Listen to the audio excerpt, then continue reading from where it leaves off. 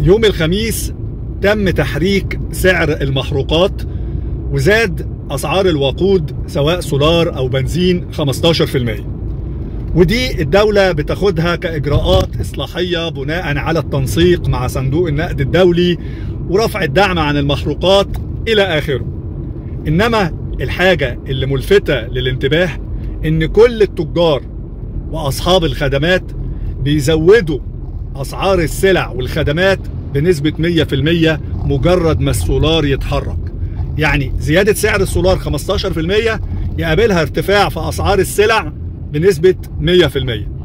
مين بقى المتضرر من ده؟ الزبون اللي واقف في الكورنر بتزيد عليه كل أسعار السلع وعمال يتلطش بالإقلام لغاية ما أسنانه ودروسه كلها وقعت. اللي أنا بطالبه من الدولة تشديد الرقابة على الأسواق، لأن الزيادة اللي بيعملها التجار وأصحاب الخدمات بيبقى فيها جشع واستغلال لظروف الناس.